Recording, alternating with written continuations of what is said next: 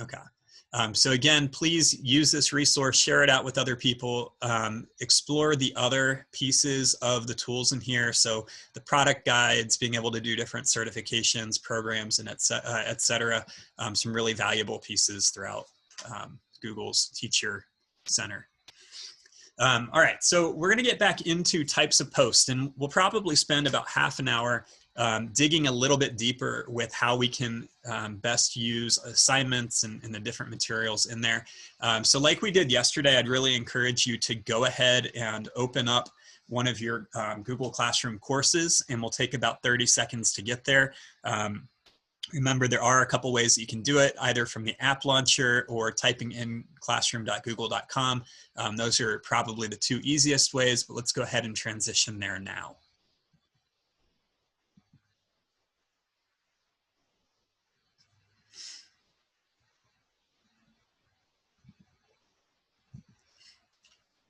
All right, so I'm in one of my classes, and I hope that you are doing that as well.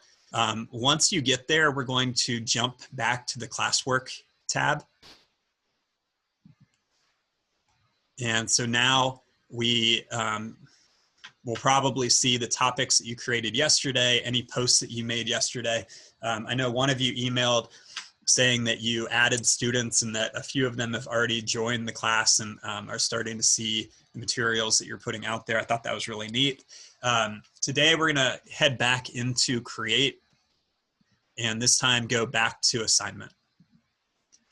So a few powerful pieces that we didn't really get into when it came to assignments yesterday is how do we best package material? And we'll spend just a minute on this topic.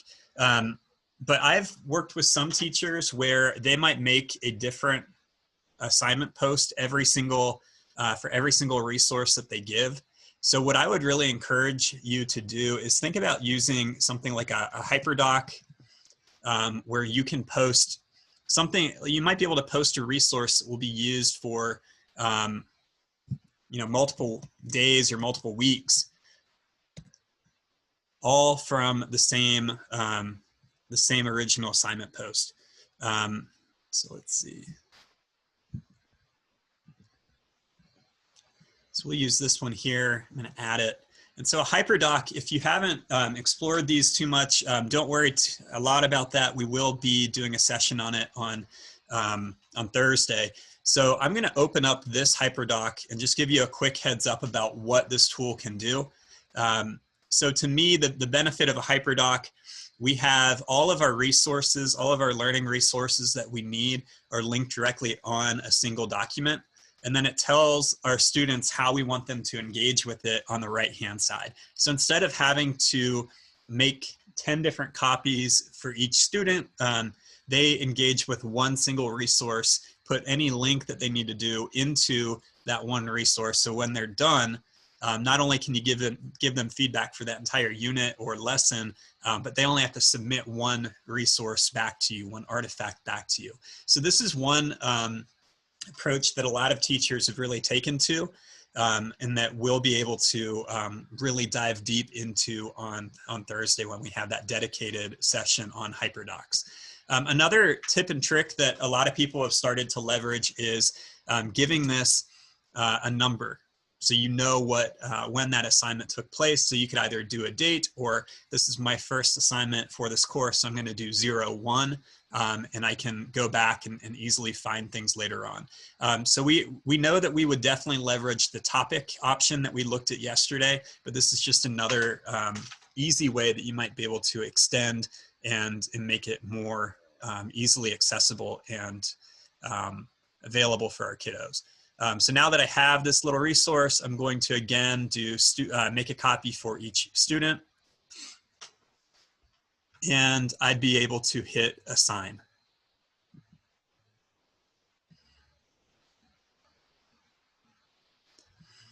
And in just a moment, that copy will be made for all of my students, and I'm good to go.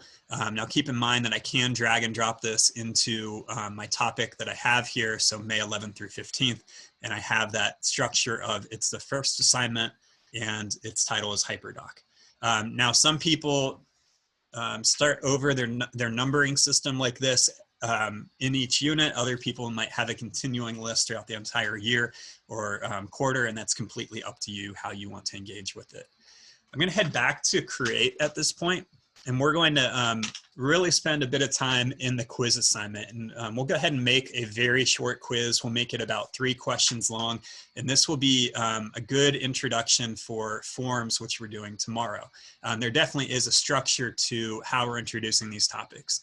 So again, we're hitting create and then quiz assignment. So with quiz assignment, this is making a self-graded quiz. So this is for me going to be Vermont facts. And please take this short quiz about, is this the Green Mountain State? Is that Vermont's nickname? Maybe? Did I get that right? Uh-oh, radio silence. Yes, you got it right. Oh, good. Okay. Wow. Very proud. Okay, so we have our short quiz about the Green Mountain State. And then when I'm ready to begin working on my quiz, I can just click where it says blank quiz down below. Now, something important that I'd really encourage you to have checked is this grade importing. And so that makes it very easy that, you know, once your student Carter takes the assessment, it's going to automatically bring that score into your classroom gradebook. So at this point, I have my title, I have my blank quiz template right here, and then I have grade importing checked. I'm going to go ahead and click where it says blank quiz and begin putting together the short assessment. So the first thing that I like to do whenever I'm in a new document or form or any of those things is to give it a name. So I no longer want this to be blank quiz. I'm going to make this Vermont quiz and then title it here as well. Now, quick note about how we have 2 different titles. The one in the top left, if you're looking at my screen right now, or if you're following along on your own screen, the one on the left is the name of the file in your Google Drive. So, you know, a couple days from now, when you go trying to find this quiz again and you're in Drive, that's what you're going to look for. What we have here on the main part of our screen, this is what any user is going to see. So they're going to see Vermont quiz. It just so happens that right now they are the same thing, but I could make this Green Mountain quiz, and they don't need to match up. Often they will, but they don't need to. So the first question that I might want to do in here is, what is the capital? And so I'm going to do my best. This is Montpelier, correct? Yes. We'll also, yes. Okay, good. I've only been through Montpelier very quickly. The thing I remember, at least in 2004 when I went through, it was the only state capital without a McDonald's. I don't know if in 2020 that's still the case, but I thought that was a pretty cool fact about Montpelier back then. So then we'll add in, go ahead. It's still true. Oh, awesome. I love that. Okay, so we'll put in Burlington as well. So what we can do here is, now that I have my 2 questions, I'm going to click where it says answer key, and I'm going to select the correct one. And this is worth 20 points. And as I go, I can just slowly put in my different questions. For today, I'm going to do 3 questions about Vermont. What's the best ice cream in New England? And we know that the answers here we'll put, I don't know, Friendly's is all over the place up in New England. I know that. And then we'll add our friend Ben and Jerry's. And again, now that we have our different answer choices in here, we'll go and do our answer key. We have what? I'm sorry?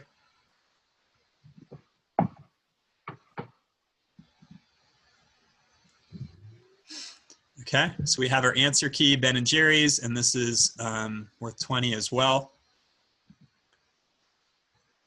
And our final question in here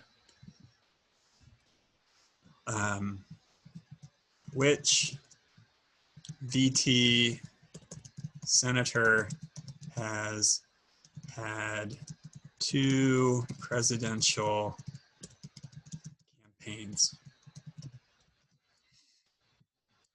And we'll drop this in with Sanders. And I don't know your other senator. I'm terribly sorry about that. Leahy. I'm sorry, what was that? Senator Leahy. Okay. I'm going to misspell this. I hope you're okay with it. Leahy. Leahy. Okay, cool. And so again, we do our answer key, Mark Sanders, and this is 20 points. So I have my different questions in here. One question that we'll definitely need to have in here as well is first and last name. And notice that it automatically changes the question type here on the right-hand side. Originally, it was a multiple choice, but it automatically switched to short answer using some machine learning, knowing that that's probably the type of question you want to do. So in here, I'm going to make all of these required. And there's some other tips and tricks that we can do in quizzes. We're not going to cover those too much today. Keep in mind, we do have the forum session tomorrow. I did just want to give a very quick heads up about this today. Notice up here, it says total point 60, and I'm ready to come back to my class. So I have,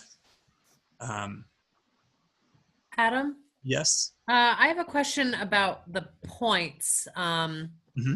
If we are not using a point system, do we have to put in points for quizzes? You do not. You could do just a 1 or a 0 and make it binary. There's also another way that some people use quizzes where it doesn't automatically grade. Well, let's see. So if we do what is a capital and we do answer key and we make it worth 0, then you can still get the item analysis. You'll still know, oh, my students think that Burlington is the capital. It's not, and you can go back and you know, still reteach as necessary. Does that make sense? Yes. I only say that because we've been told we are not using points, but we are going to be using our rubrics. So Okay. I want to make sure that I can still grade with a rubric, but it not equate to a point system. Yeah, so you could do that, or like I said before, kind of do that 0 or 1 system. I know a lot of people did that back in the spring for the pass fail at the school that I support. So a couple different routes you can take with it. Thank you. You're welcome. So I'm going to put all these back to 1 point, and I'll head back to my class. So there was the question, a couple questions that came up. What does locked mode for Chromebooks mean? So this is pretty cool that you can make it where your students can't leave that particular tab in Chrome. Now this only works for Chromebooks, and it only works for those that are set up through a Google for Education account. So I don't know if your schools have that or not. The district where I work does not. The one that my wife works in, they could do that. Then Valerie had the question, can different quizzes be assigned to different students? And yes, so just like we did before, blank quiz, and I can go to the all students part and either assign it to Carter or assign it to Miles, and they can have the same thing or not, and it's completely up to me. Okay, and then we went over the lock screen, but we'll go back to it again. So we're in here, and you'll notice that in the top right, we have a gear next to where it says send. And when we click on that, we have 3 tabs in here. For quizzes and what you guys are talking about right now, we'd want to bounce over to quizzes. The first thing is, do we want to make this a quiz or not? So this is pretty cool. If you already have questions set up in a form, but it's not set up as a quiz, you can go back and retroactively turn them into quizzes and do that answer key part and make it work. This next one, locked mode on Chromebooks. I don't have the option because, again, through the account that I'm using right now, there are no Chromebooks attached to it. But for a lot of you, you may have that option. As we keep looking down through here, we have the option of when do our students see how they've done. We can make it where they get it right after they hit submit, or we can do it after I've gone through and taken a look. So let's talk through why we might want to do either of these. What are the benefits of our students being able to see their score immediately after they hit submit?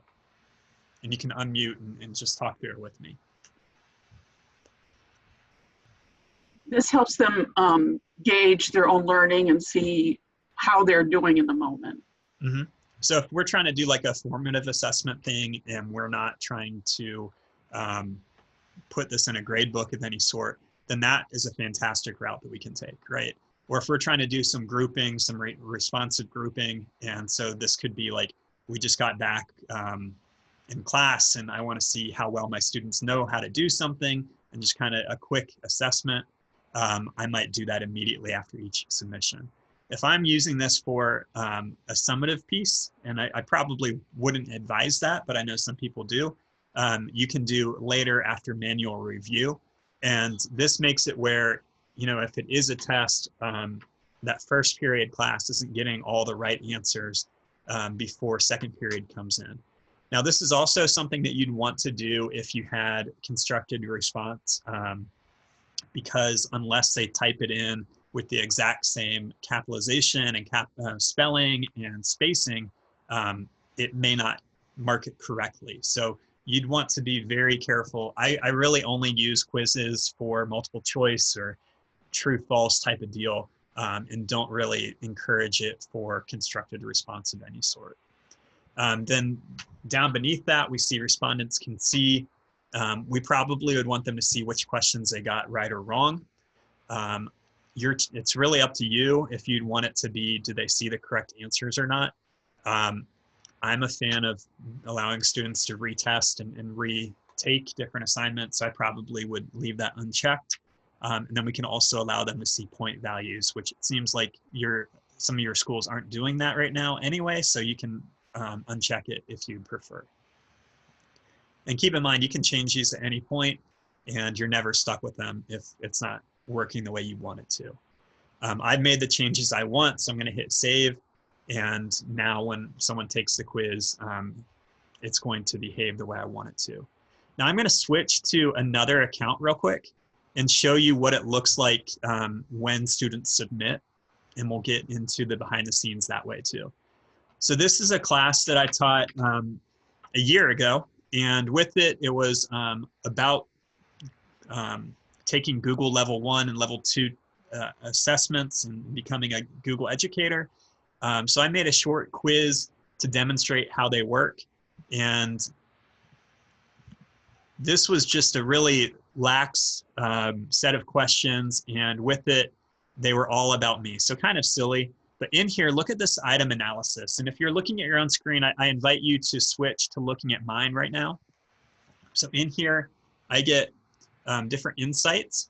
And so here are the total points distributions. I've had one person who got an 80%. Keep in mind, they knew none of this information. I didn't pre-test. I didn't give them any of this content in advance. The average is a 42.55. The median is a 40, and the range goes from 0 all the way to 80. And all of this data is given to me. It's updated in real time. So if a 48th person hit submit, all of my data would change here. And I think that's pretty neat. As we continue to scroll down, it tells me here are the frequently missed questions. So I know these are the areas that I need to go back and reteach. Almost nobody knew that in 2005, when I didn't live in Charlottesville but drove through it, I stopped to eat at a certain restaurant. No one knew that, right? So I might go back and reteach it. Then you'll see here are the scores, person by person. I can release the scores, which means they'll get an email notified, okay, that Amber got a 20 and Crystal got a 20. Ruth got a 60, they would get that notice in their email. And also if they had the classroom app on their phone, they'd get it that way too.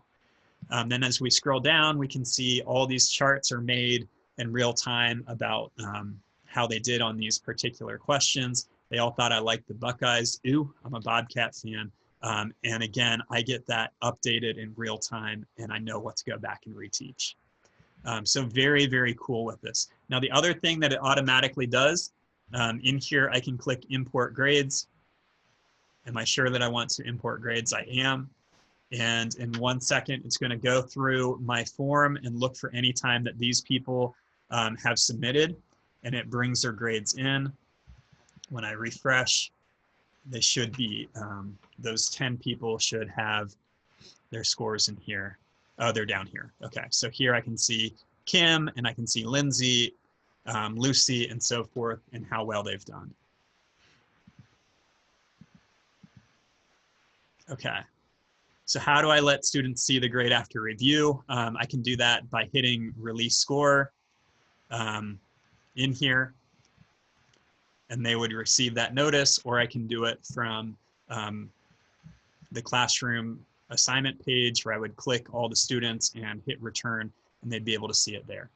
All right, so then we have the question in here. I used my rubric to score and gave face-to-face feedback later. Most of mine are information just for me as a librarian. Would you like to, was this a question that you're trying to pose or responding to somebody else? Responding to somebody else. Okay, Yeah. cool. All right, thank you. So again, we'll have a lot of time tomorrow to build in forms, and you guys will have some different challenges, and a quiz is one of those options. So we will get back to that. Are there any final questions with what I just walked through right here?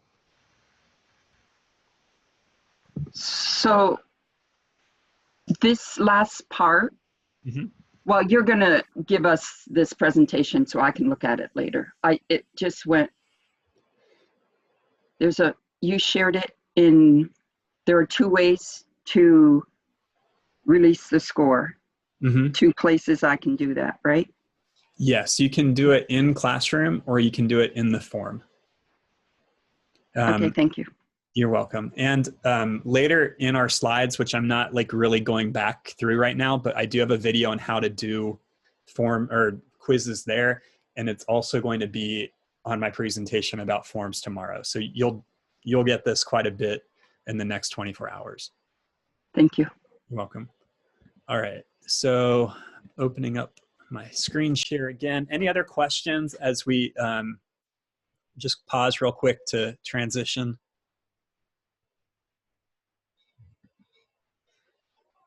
Okay, so I'm back in here, my original Vermont Facts quiz, and when I'm all set, I can hit assign. And now it's going to show up for my students so that they can go and take their quiz. And I'm going to put it into this topic here so they know what to do with it. So at this point, we're going to head back to create and continue to go through these other options in here and just make sure we know exactly how we can use them. So the next one is a question. And so with a question, as I said yesterday, and we didn't look at it, but I did mention, this kind of has 2 different functions. The first is a short answer. So this can really become kind of a discussion board post. So it could be, what are your plans for the rest of the week? And you'll notice here on the right-hand side, we have, it's marked as short answer. So our students would be able to type in their response, and we can have that constructed component. Here on the right-hand side, again, we'd want to make sure that it's marked, is this going to be worth any points, or we can make it ungraded. Down beneath, we can tag it with a topic. And down at the very bottom, we have these 2 choices. Students can reply to each other, and students can edit their answer. So just, be aware of if you want your kids to be able to, if you want to scaffold and talk through what the expectations are with how we do a response to one another. Since it may be that we're kind of limited with how we engage when we're all together, and that we need to really depend on the distance component of learning this year. Being able to build in students replying to each other as a skill might be particularly helpful. And regardless, it's going to be a skill that they need to develop in the world of Instagram and TikTok and being able to reply to each other on social media.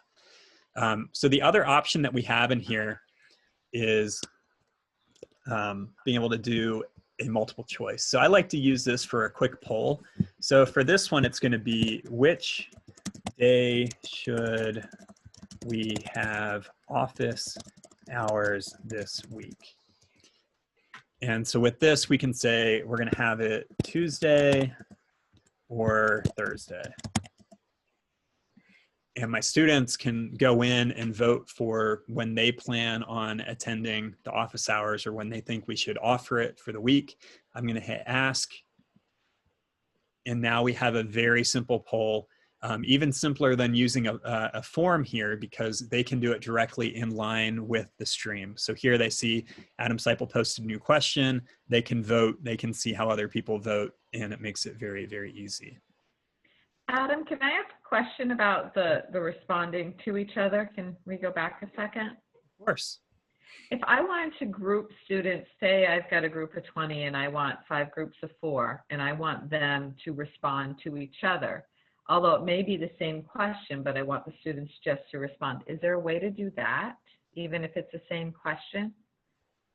I haven't tried, but let's try it out. So I'm going to go back to classwork and go to create again and question. And this time it is group 1 chat. I have short answer, and then over here I can tag students. So I would think that you would be able to do that. I haven't thought about that before, but I love that approach. Thank you for bringing it up. Okay, thank you. Okay. So the final few things that we can do, and notice that it is now a draft because I didn't hit publish. I didn't post a date on it. So it's just this grayed out option here. When I go back to create, we talked about material yesterday. It behaves similarly to assignment in that I can make a bundle of resources, but this is going to largely be something that I just want to get to them, and I don't expect any response back. So I don't feel the need to really talk about that one too much. So syllabus or how we're going to do learning this year, kind of our expectations around that, those would be really powerful to put in as materials because our kids probably don't need to change them too much. Then we get into reuse post, and I love this feature. So when I click on this, it brings up all my different classes that I have, and slowly it will do this. All right, so still loading right now, but trust me that it will come up with all of my different classes that I've taught, both that I'm presently teaching and those that I've taught in previous classes. And once it loads. Can you reuse rubrics through reuse post? I don't know. I haven't tried, but I would think that if you make an assignment that has a rubric attached to it, that rubric would come too, but I'm not positive. We'll have to look into that. I can answer that. Oh, good. I can answer that. Any rubrics that you create, when you go to add rubrics, it will give you the option to assign previously made rubrics to that assignment. Okay. I haven't found where they're all housed, so you can just pour through them except for there. But it saves a lot of time than having to plunk everything in again and again and again. So that is definitely an option. Awesome, thank you. All right, so it finally loaded. You'll notice here that some of these have archive next to them. So those are classes that I'm not even teaching any longer, but I can go in, find fall 20, click on it, and all of my different resources, all of my different posts from before I can bring in. So if I want data for challenge and I want, I guess I can only pick one at a time. Now it is saying create new copies of all attachments. That's great in case, I've gone through and updated everything. it will be that new version. And now I click reuse. And in just a second, it's going to bring it back into my class. So in here, I have data for challenge. I have level 1 assignment scores, and I can adjust how my students are engaging with it. I can add the topic, the due date, scores, and all that. I can do a grade category. So lots of different pieces in here that I'm able to do. Okay. So at this point, I'm going to head back to my original slides to kind of center myself. And we'll continue doing our walkthrough of all of these tools. So in the last 30 minutes or so, we've looked at the different types of posts.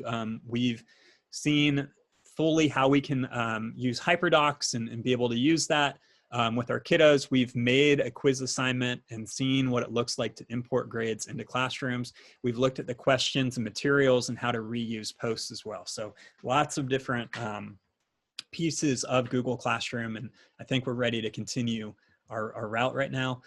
Yesterday, we looked at the value of being able to customize our assignments by posting to multiple classes at the same time, or kind of going the opposite direction and posting to specific students or individual groups.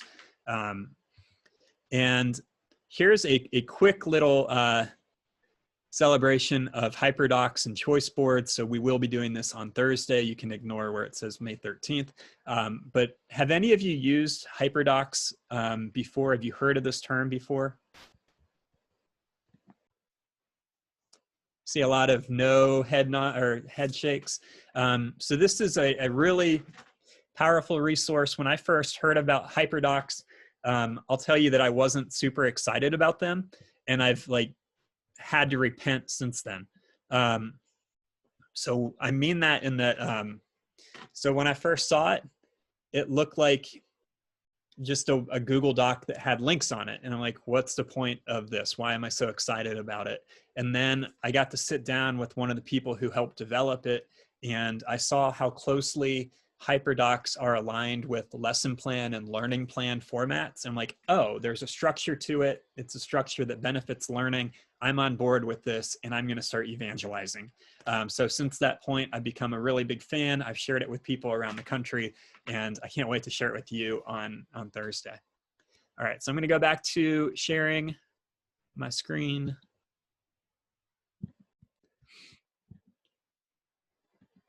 Okay. So now we're going to get into feedback, and we're going to see what this looks like within a Google Classroom assignment. And I'm going to go into our scores here. All right, so when I go to, I'm in this class, my students have turned work in the past. I'm going to go to grades, and you'll notice that I have all of my students in here, and I have the assignments up at the top of the page. So I'm going to go to this assignment here where it says level 1 skills. When I click on that, it brings up all of their work. I'm going to pick on my friend Brian Squires, where it's been assigned to him, but he hasn't yet turned it in. In fact, none of these folks have turned it in. When I click on Brian's name,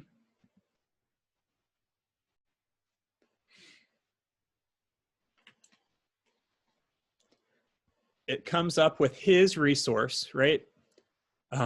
This is the work that he's done in here.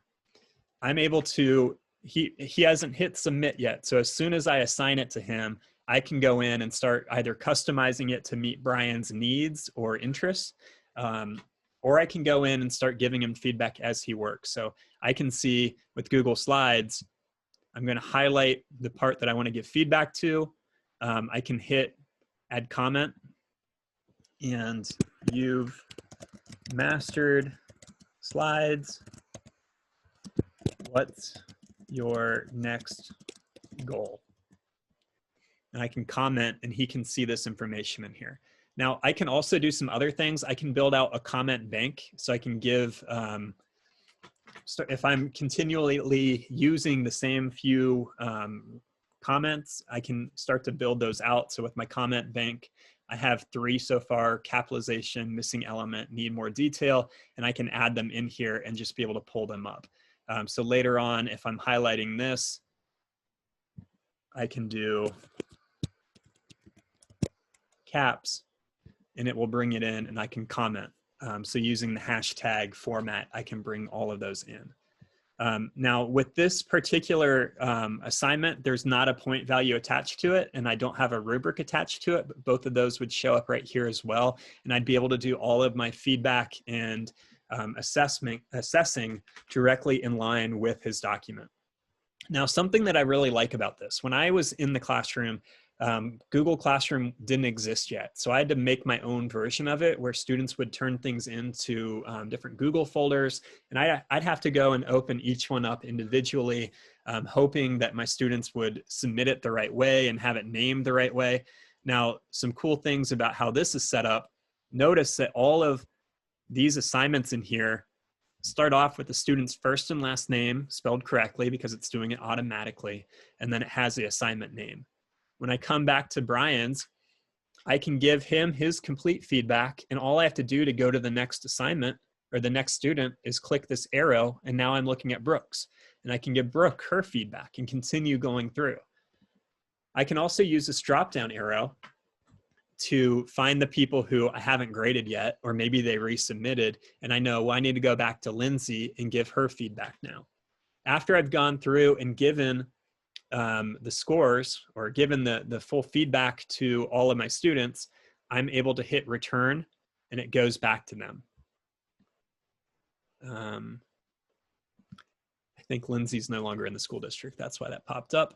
And after I've given feedback to all of my students who I want to reply to, I can hit return and then all of those students will see whatever score I give them. It's going to post in my gradebook. Some other things that I can do, I can type a message to our students. So if I needed to tell Kim, please return to this assignment. I notice that you haven't seen it for a year.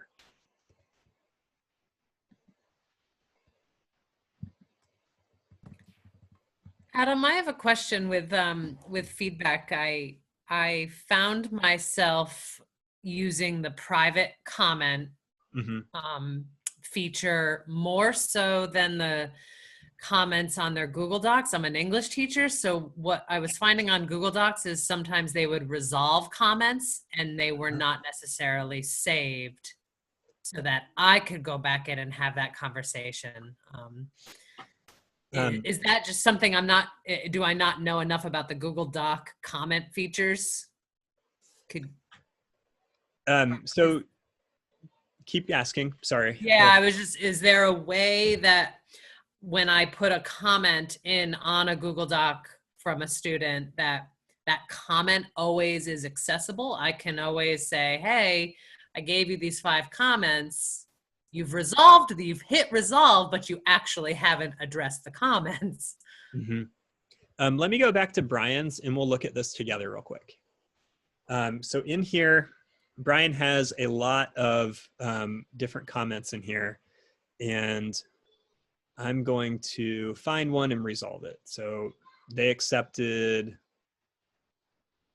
this one. Okay. So now if I'm in this view and I click the downward arrow here on the right-hand side, this brings up some more pieces that I'm used to seeing when I'm looking at actual Google Docs. And it includes this open comment history. When I click on this, it shows me every single thing that's been in there, including things that have been resolved.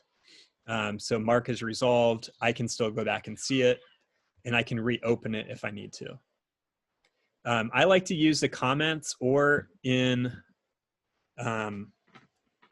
this view of Google Docs, we're automatically in suggesting mode. So if I wanted this to no longer be capitalized, I can type in lowercase level 1 and it doesn't actually change it for my student. He can go in and accept or decline those those suggestions that I've made, but ultimately he would be in control of any changes that he wants. I know I shifted a little bit from your original question, but did that make sense with going to the comment history and Yes. being able to see it? Yes, I was unfamiliar with that particular feature. So by default, I just started using the private comments in Google Classroom. And private comments are also very helpful. I like to think of those as more of a, here's my summary of your overall progress and where you're at right now. And then the details would be done through comments where I'm trying to like specifically tag this part. So the final point about feedback that I really like to get into, and I don't think this will show up in any of my other sessions that I'm doing with y'all. And I just said, y'all, I live in the South. That's what we do. But one of those is if I open up Brian's assignment here. And so now I'm in the actual part of the regular Google Docs. I'm no longer in the scoring part. I love to pair feedback with Screencastify or any other screencasting tool that's out there. And so what it allows me to do, I can use this extension. And this is, if you're like just barely being introduced to Google Classroom, this might be a little much right now, but I know that there are some of you who are pretty proficient with Classroom and that this could be helpful for your repertoire.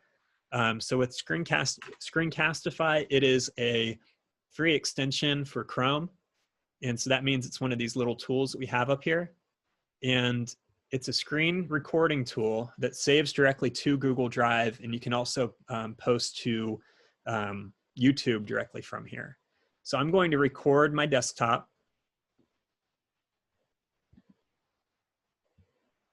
Allow. Just got a new computer, so I have to set up all these permissions. I didn't think about that in advance. Okay, so I'm ready to record.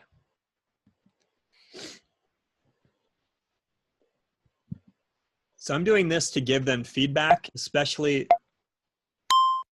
All right, so welcome to my feedback, Brian. You've done a really good job. I miss seeing you in class every day because we're not able to do that. I do want you to make sure that you look at this resource here. I feel like you may have skipped it as you're doing your work. You didn't have anything that really referenced this piece, so please go back and do it. Down here, I love your reflection that you have for love the video stop time. I think that's really helpful. Please go into more detail as you go through your other reflections in this piece. I stopped my recording. And this is going to be really cool. I think you'll like this. So after I've made my recording for feedback for Brian, I can copy the shareable link. And now when I give Brian a comment,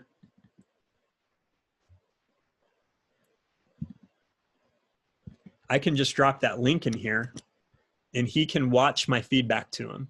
And so what this can do, and with Screencastify, you can also add your webcam in there so they can see your face, they can hear your voice, and we can really make it something that matters to them. We can make it more than just text on a page, and it's something that will remind them of you and the heart that you have for your kiddos. So that's one of my favorite tools. I call it feed forward instead of feedback because we want to see where our students are going. Okay, so any thoughts about the feed forward or using Screencastify to be able to provide additional feedback to our kiddos? I love that feature. I definitely want to use that because with online teaching, which we're going to need, this will really help connect with students. Yeah, awesome. And we have some people in the chat saying the same thing. So that's great. Cool. This will save so much time. I was doing this via Google Meets and it was taking forever to go through each student one by one. Mm-hmm. So thank you. That's very helpful. Oh, you're welcome. And the cool thing about it, like it automatically sets all of the permissions so that your kids can see it and you don't have to worry about anything. It's just getting that link, dropping it in as a comment, and they're good to go. And no one else can see it because they don't have the link. Very easy. All right, let's go back.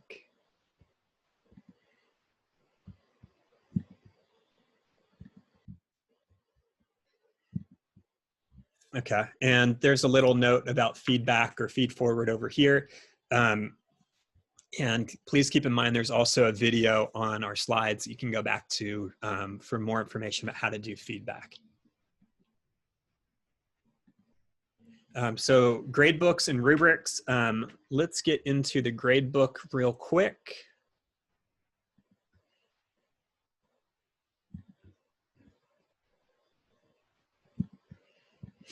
All right, zoom out. So I'm heading back to the gradebook. And you'll notice in here that I have 6 different assignments. Not a lot of people have turned things in yet, but what I'm able to do is find any of my students' assignments. So I can click on his name, Brian. It's going to come up with all of his work that he's done so far, including these 2 that have been assigned, but he hasn't yet turned anything in. And I can click on it. On the left-hand side, I can filter by here are the things that he's turned in. Here are the things that have been returned to him, and here are things that are still missing. So I can easily find that information.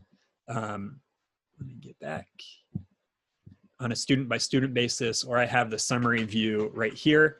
I can also, you know, as I showed before, click on any of these assignments and it'll show me every student. If I want to come in here and give John some feedback on data for challenge, I can start typing in, he did an 85 out of 100.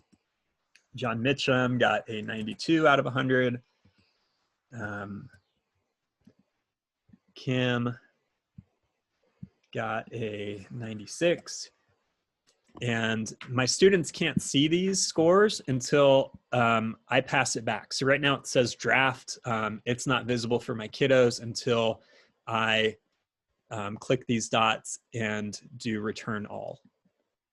And now those students will receive the score. I could do a private comment, but the weird thing about private comment right now is that it would go to 3 students, so it's not really that private. But I could do first draft, please see comment or see video feed forward and revise. And so now those 3 students would get their scores back, they'd get their feedback and be able to continue working on it. Now, the other thing to note is their scores, both the class average for each assignment and the scores for each individual student, they don't get impacted until we return things as well. So it really is a draft. It's not going to show up as a score. It won't show up as being finalized until I return. I'm going to take, just go ahead. Yep. Yeah, I used this a lot last spring and I wondered, is there a way to reorganize those columns? I don't know. I think it's probably by creation date or due date. You know, I wanted it to be like a, you know, a worksheet file where I could reorder the columns. Mm-hmm. When you get a lot of data in there, sometimes it's hard to find what you're looking for. You know, I'm not certain, and I'll admit that not having my own day-to-day classroom with students, some of those fine details I don't have as much experience with. So does anyone in the group know if you can reorder those?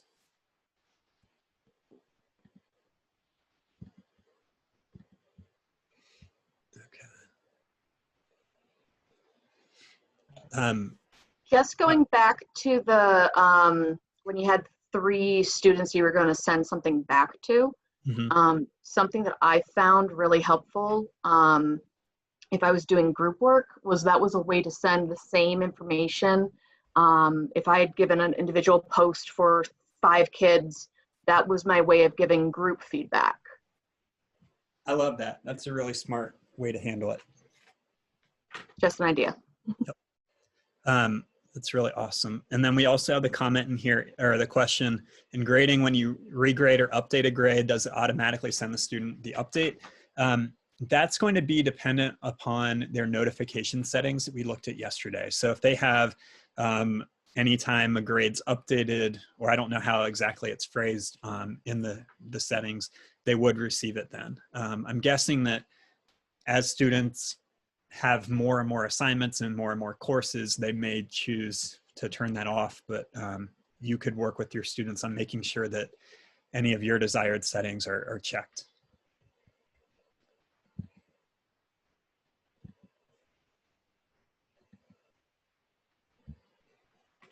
Okay, so at this point, I'm going to head back to our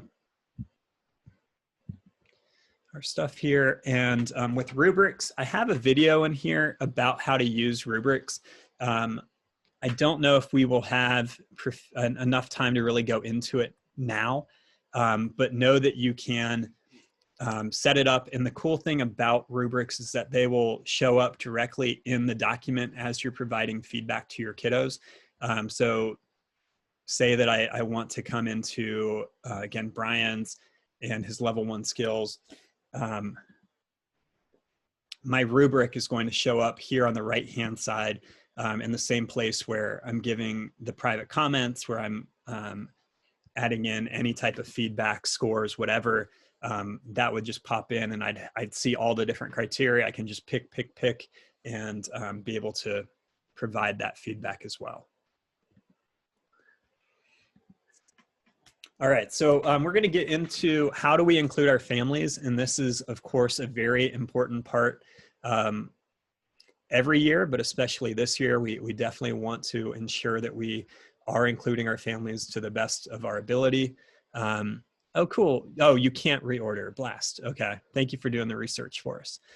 So in here, including families, I want to show this video real quick. So let me get that optimized. Enrolled already, and you'll see here I have an option to invite guardians. You may see a guardian email address already here if another teacher with the same student has already invited them to join. So again, I'm going to click invite guardians and add the address here.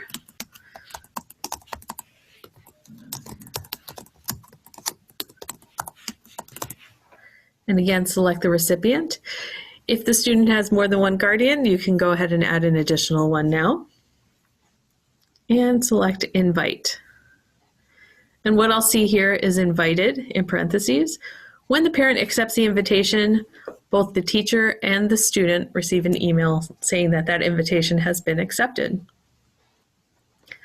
I hope this helps get your classroom populated with students and helps keep parents and guardians informed of what's going on in your classroom. Thanks for watching.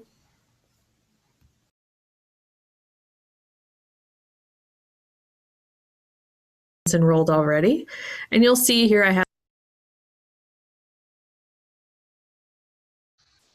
All right, so in there we see how easy it is that we can add our parents and guardians to our students' accounts.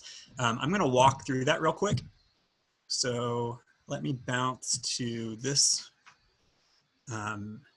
account here. So I'm going to click on people, and here I have Carter, and Carter has one guardian already in there, but if I click on the 3 dots next to his name, maybe I want to add his mom in there too, I can invite a new guardian, and so this will be and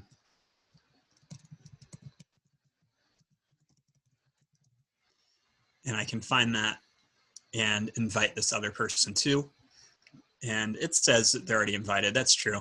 But that would be the process. And the guardian would then receive an email, and I could, they would accept it, and that would link their 2 accounts. And as it said, when Carter goes to another class, when he goes to his social studies class, because I'm already linked as his guardian, I would automatically show up in there for that teacher as well. So it really is a one-time thing. So think about it. If my wife, who teaches 3rd grade, got her students linked to their guardians for the next 9 years that they're students, we wouldn't have to redo that unless say the parent got a new email address. So to set this up, we would also want to go up to the settings gear in the top right-hand corner.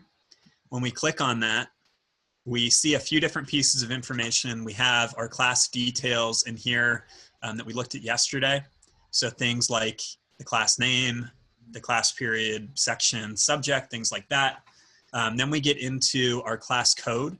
And we didn't spend time in here too much yesterday, so it's good that we're in the settings for a multitude of reasons.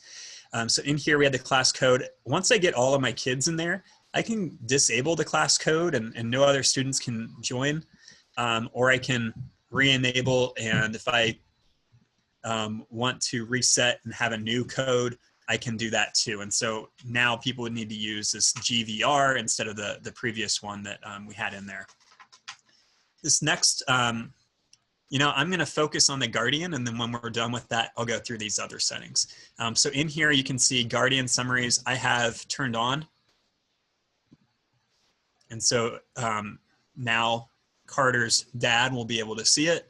But if we want to see an example of what the summaries look like, I can click here.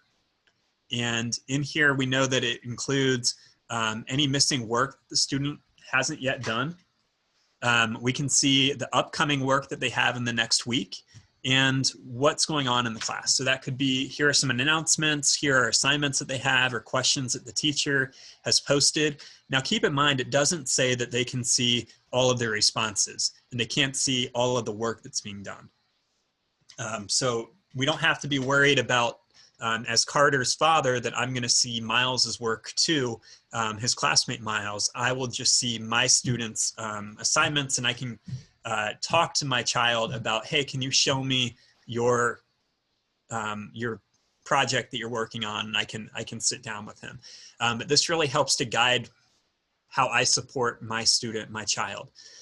So with this, they get the summaries by inviting them to be a guardian, and then we accept it. And then when do they get the summaries? They get it if it's accepted the invitation, they're connected to the student, and then here is a sample. So in here for the week of August 1st to the 5th, here's the missing work from last week. Here are things that are due in the coming week, and then here's all the class activity. And again, this is one summary for all of Carter's classes. We don't have to, the teacher doesn't have to push anything out. They don't have to collect anything. It's all curated for the teacher or for the family automatically. Now heading back to our settings, I am going to run through some of these other parts in general, and then we'll get into these other areas as well. So with the stream, remember we said the stream is kind of like a social media feed where people they see all of the activity for the class. I would really encourage teachers for the most part, especially if you're new to Google Classroom, to switch it to only teachers can post or comment. And this can be very helpful, especially at the beginning of a course, to help to establish how we're going to proactively organize our class and how we can use it for good without having a completely cluttered stream. Later on, we can open things up where when I make a post as the teacher, and a post is any assignment or any announcement that I make that is going to the stream, maybe I want my students to be able to comment on it. And we make it where here's our next assignment or our next unit, and students can ask questions or say, hey, this isn't making sense to me, whatever it might be. Rarely do I encourage teachers to have students can post and comment. I don't need them to be able to make a new thread within our stream. I'm starting a cohort with 40 teachers around Virginia later today, and I forgot to change this setting. So when I went into my stream, and I now have 30 teachers in this course, they had kind of cluttered this up by each posting a new thread instead of everybody replying to my, hey, welcome to the class comment that I had already made. So just be mindful. Again, I'd really encourage this bottom option. Next, we have classwork on the stream. How do you want it to show? Condensed notifications, as long as you work with your students to know if you click on the notification, it might show more information. Otherwise, having the attachments and details may be helpful for our kiddos. Showing deleted items, I don't really know why you would have that turned on. So, I think having it how it's currently set makes sense. As we continue to scroll down, we'll skip meet for right now. We will get back to that in just a little bit. We can get into how is the grading done. I should have talked about this when we were looking at feedback and grading. I accidentally skipped over it. But in here, we have overall grade calculation. If right now you're not really doing points whatsoever, then you can do no overall grade, and your kids don't, it doesn't factor this whatsoever. And you can just keep track of how your students are doing without needing to assign any points to it.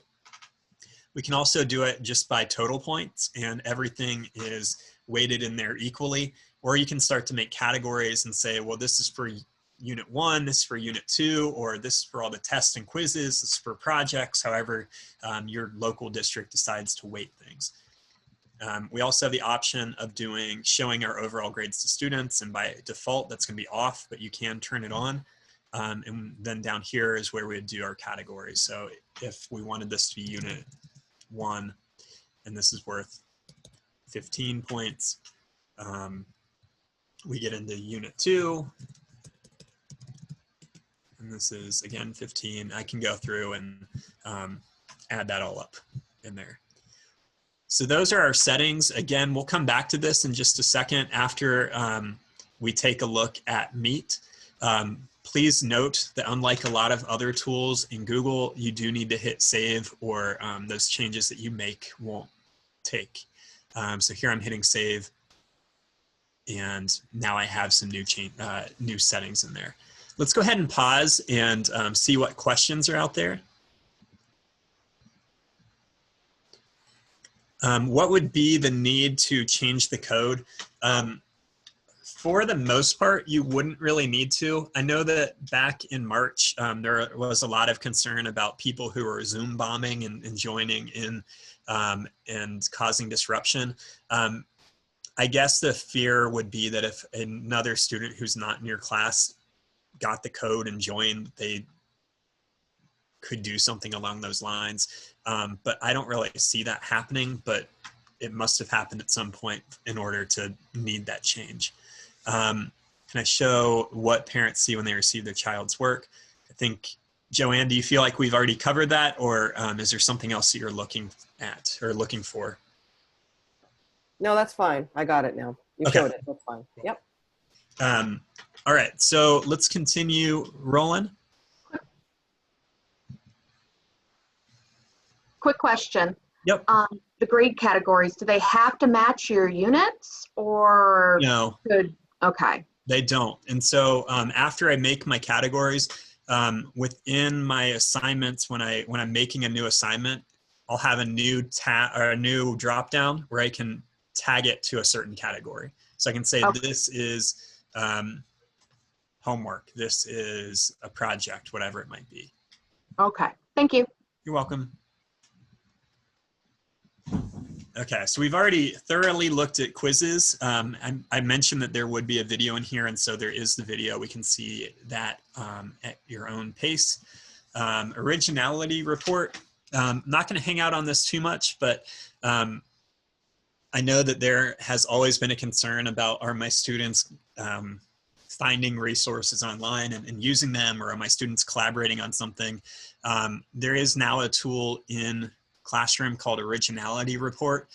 Basically what this breaks down to, your students can do their work, and as they're going, they can run this report, and it's going to say 35% of your doc is original. And it might say, here are some potential places that it's coming from. Now keep in mind that a school can only, or a class can only do this, I think 3 times per school year per course. So you don't want to use this on just like a one-day short assignment. This might be for, I know someone said you're an English teacher. I'm a recovering English teacher myself. So if I had one of those longer research papers, I might turn this on for that particular assignment. And again, you can watch a video on how you can leverage that right here. And as you're making the assignment, there's a little checkbox at the very bottom right-hand side panel that says Originality Report, and that's how you would turn it on. All right, so we're kind of running into the final big section that we're going to be talking about today, and that is using Google Meet paired with Google Classroom. And this is a pretty new feature. This came in just a few months ago after quarantine began. And so with this, Google fully integrated Meet into Classroom. So I want to model what this looks like. So I'm back to this particular class. You'll notice that in here, it says the class name, has my class code, and then directly beneath there is Meet link.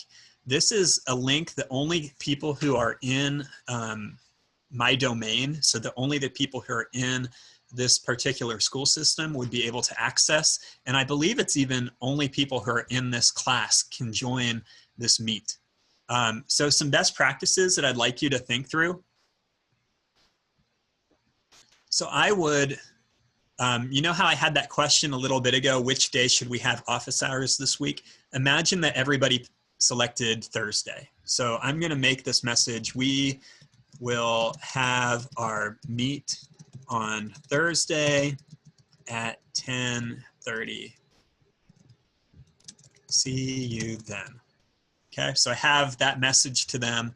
I'm going to post, and what I would do next is come into my settings, go down to Meet, and make it where it's no longer visible for my students. Now I'm doing this for a couple of reasons. I think that it's locked down enough that my students wouldn't be able to get in there unless I'm the one who launched it, but I don't need to tempt fates. I don't need a group of 7th graders hanging out online somewhere that I can't manage using their school accounts. So, you know, when it becomes Thursday at 10:25 and I'm almost ready to launch my Meet, I'm going to come in here to my settings again. I'm turning Meet on, and now my students can click on this icon right here, this URL, and join my Meet. Now this Meet link is going to show up in a couple different places for my kiddos when I have it visible. It's going to be on the home page in the stream. They can also go to classwork. And yesterday when we were looking through here, we saw that Classroom is connected to Google Calendar, and it makes a folder in Drive as well. But this icon shows up here for Meet too. So as a teacher, as a student, if I wanted to join, I just click Meet. It's going to launch this, and my students are going to be able to get in. So here it says join now. I'm going to. My video probably won't work because it's being used for the Zoom that we're doing. Oh, there it is. Okay. So if I try to take this Meet link and take it to another Google account that I'm doing, and I try to join, I don't believe it will let you in. So here it's going to ask me, are you sure this is the right link? I can ask to join, and ultimately it shouldn't let me. Now, because I'm logged into this account on the same computer, it might behave a little bit differently, but it really is locked down so that somebody who's not supposed to be there won't be there. And that's incredibly important. We need to keep our kiddos safe. Now, once you're within Meet, there's some really cool features within here, and they keep adding to them as well.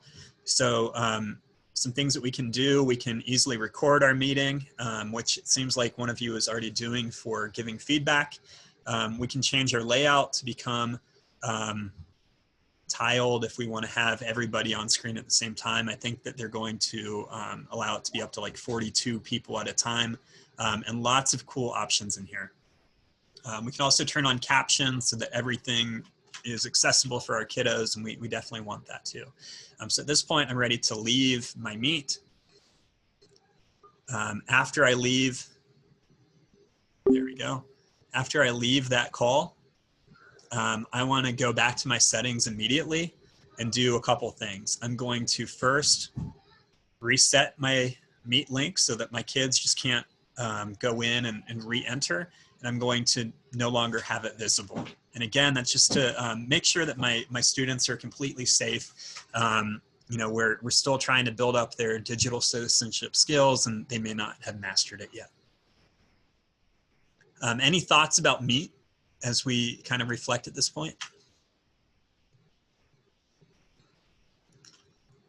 All right, so the final thing to know about here is that if you aren't seeing that as an option, it's probably because your district hasn't turned it on. Again, this is a pretty new feature. It came out in April.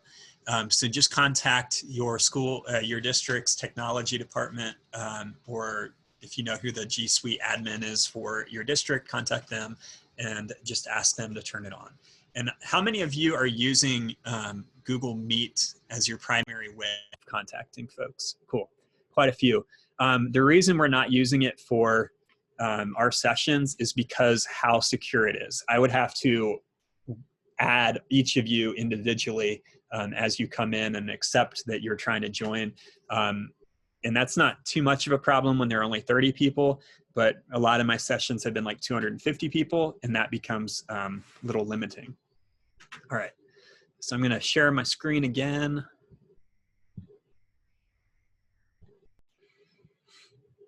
Keep rolling. We've already looked at discussion posts and polls and how we can add questions in here, so I'm gonna keep moving past that. One of the final things I wanna talk about, Classroom has mobile apps too, so they have it for both Android and for iOS. Some benefits that you might have if you're using it on an iPad, or if you're running the Android app on maybe a Chromebook, is that you can give touch feedback too. So you could pull up a student's Google Doc and then use your finger to draw feedback to them, circle things that you thought were really good, write great work, whatever it might be.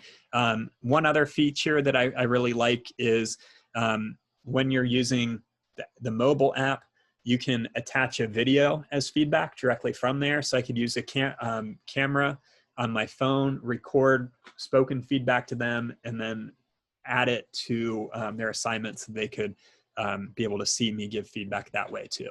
So similar to what we were talking about with the Screencastify, but just from mobile instead of your laptop. All right, so this isn't super relevant right now, or maybe for some of you it will be. So the end of year checklist that I like to put towards people and encourage them to do. One second.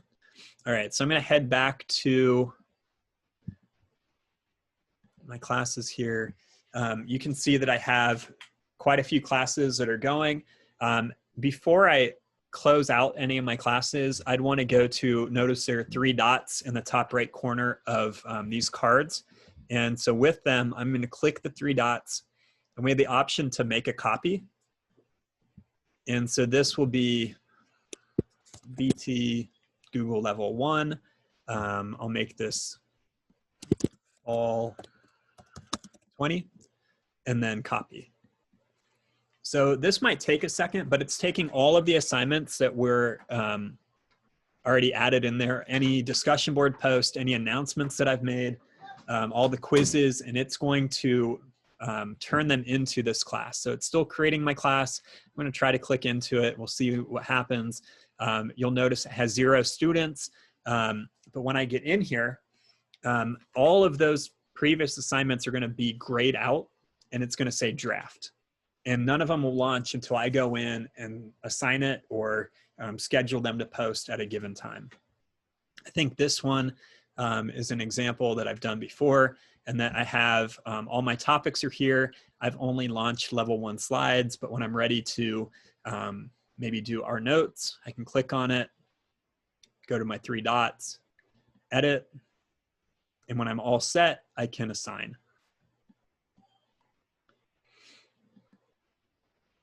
And so at that point, my students would be able to see our notes week May 4th through the 8th, and they would be able to access that content.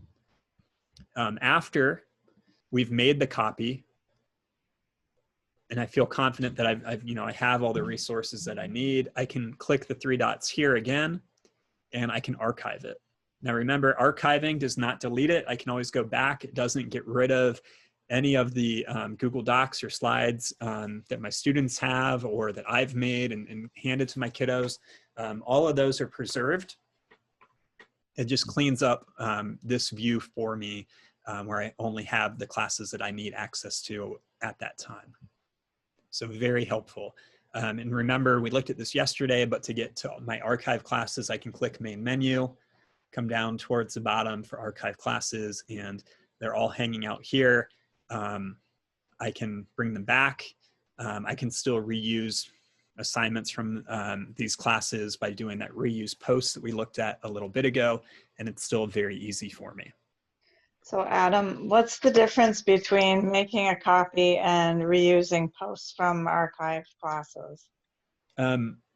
If you are using Classroom for an entire semester or entire school year, you're going to have a lot of assignments and a lot of posts. And if you want to bring them in one action instead of having to do it 50 times, I would really encourage you to make a copy. Okay. It doesn't mean you have to use all of those, and you can always go back and revise them before you share with your students. But that would be my preference. I would like to have it kind of already have a structure that I can refine instead of having to start over. Okay.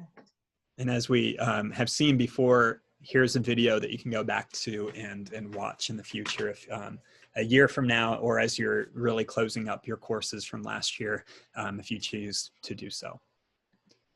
All right, so we are really wrapping up right now. We've seen this resource a couple times. That was on slide 19. We have our resource pages here. Earlier in our presentation, we also saw the new version of the Teacher Center with that product page, and a lot of you said that you liked it and wanted to share with people, so know that there are resources out there that you can use. Let's see. How did I get that face on John Mitchum's class? Okay, so that's a good question. If I come back here. So John Mitchum's class is the only class here where I'm the student. So this is the teacher's icon. This is their profile picture. It has his name. And so I'm the teacher in all these other classes, and it tells me how many students I have. Whereas in this one, I'm the student. Does that make sense? Yes, thank you. Yep, you're welcome. That was cool. All right. Okay, so as we're wrapping up, as always, you can reach out to me. Again, I like to thank those folks. And this is the same link as yesterday, but I would love to get feedback from you again today. So if you head to bit.ly/3GR, capital G, capital L, N, that will take you to our feedback form. I will also later today email you with the recording of today's session and the feedback link again. So if you want to wait, you can. Thank you guys so much for joining me again. I've really enjoyed our time together. Feel free to stick around if you have any questions that you want to go through together. Otherwise, after you've done the feedback, you can take off, and I'll see you again tomorrow. Thank you guys so much.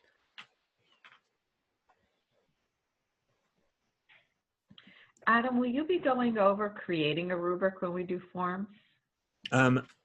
I probably will not, but I will provide, let me get a resource. I'll add a resource about how to make rubrics into the follow-up email today. Okay, thank you. You're welcome. Well, Adam, I had a question about, I had added a link of our school website, and it didn't show, you know, how there's the option of the student can edit or whatever. There was nothing on the right-hand side. So that was weird to me. Like, I don't know why it didn't show up. So the options on the right-hand side only show up for when you add a Google Drive resource. Okay. So if you add a link or a YouTube video, it will just be that resource. And I'm guessing that you did a link to your website, so it would not show up.